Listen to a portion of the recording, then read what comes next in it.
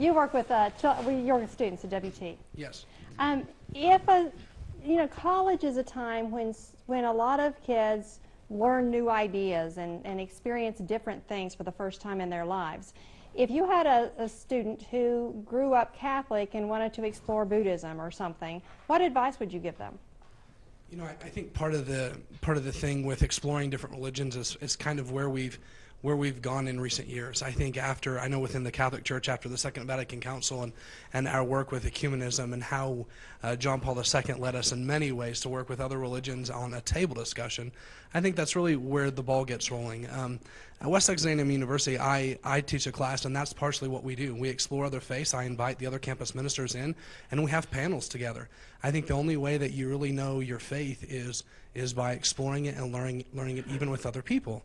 At the same time, when we look at statistics, when you look at numbers, the greatest after Catholicism is non-Catholics, because people that were Catholic that didn't learn their faith well, because within our tradition were baptized into that at a very young age. I was baptized 2 weeks after I was born. It was the first time I left the house. And so I grew up in this religion. And so at the same time, when people are in college, there's always that question and that searching and yearning. And so we explore it. I encourage them to understand, but I always make sure that their questions, what do they know before they ask a question? Because I think your prior comment that you made of what is it like to walk around, I think it'd be interesting for some of you to walk into Walmart tonight with me. I think being a Catholic in this area is probably one of the hardest things, because when I walk into Walmart, people either pull their kids away or they stare at me when I walk in the aisles.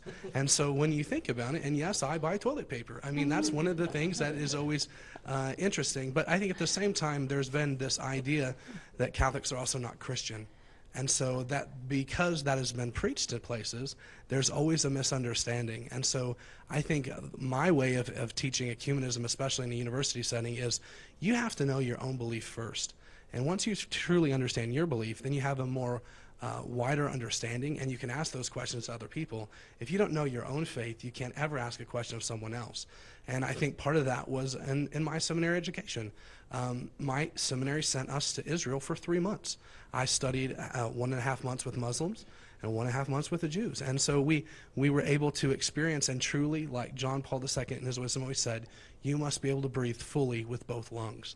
And so you have to be able to understand your own, and you have to be able to understand someone else's as well.